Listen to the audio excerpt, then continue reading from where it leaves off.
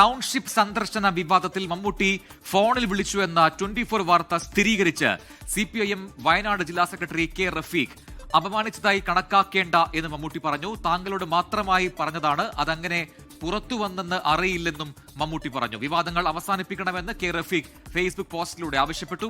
മമ്മൂട്ടി ടൗൺഷിപ്പിൽ എത്തിയത് പോസിറ്റീവായി മാത്രം ചർച്ച ചെയ്യപ്പെടണം. മമ്മൂട്ടി മനഃപൂർവ്വം തന്നെ അപമാനിക്കാൻ ശ്രമിച്ചിട്ടില്ലെന്നും കെ റഫീഖ് പറഞ്ഞു. കാളിദാസൻ ദേവദത്തം വയനാട്ടിൽ നിന്ന് ചേർന്ന് കൂടുതൽ വിവരങ്ങളുമായി. കാളിദാസൻ, നിലവിൽ ഈ വിവാദങ്ങൾ അവസാനിപ്പിക്കണം എന്നാണ് CPIM വയനാട് ജില്ലാ സെക്രട്ടറി ഫേസ്ബുക്ക് പോസ്റ്റിലൂടെ ആവശ്യപ്പെട്ടിരിക്കുന്നത്.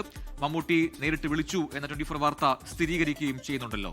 എന്താണ് പോസ്റ്റിൽ കൂടുതലായി റഫീഖ് സൂചിപ്പിക്കുന്നത്?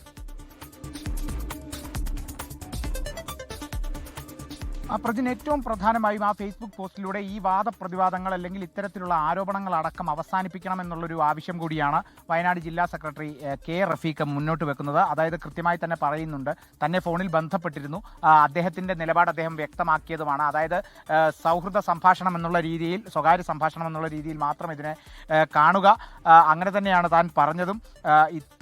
അത്തരം ഇടപെടലുകൾ ഉണ്ടായാൽ അത് തെറ്റിദ്ധരിക്കപ്പെടാൻ സാധ്യതയുണ്ട് എന്ന് കരുതിയാണ് അത്തരത്തിൽ ഇടപെട്ടത് എന്നുള്ളതും കൂടി മമ്മൂട്ടി കെ റഫീഖിനോട് പറഞ്ഞതെന്നുള്ളതും കൂടിയാണ് മനസ്സിലാകുന്നത്. അതേസമയം റഫീഖിനെ സംബന്ധിച്ച് റഫീഖ് പറഞ്ഞത്, ടൗൺഷിപ്പിൽ വരുന്ന അതിഥികളെ സ്വീകരിക്കുന്നത് അത് തങ്ങളുടെ രീതിയാണ്, അതൊരു മറ്റൊരു നിലയിൽ വായിക്കപ്പെട്ടേക്കാം എന്നതാണ് മമ്മൂട്ടി ഏറ്റവും പ്രധാനമായും തന്നോട് സൂചിപ്പിച്ചത് എന്നുള്ളതാണ് അതിൽ നിന്ന് മനസ്സിലാക്കേണ്ടത്.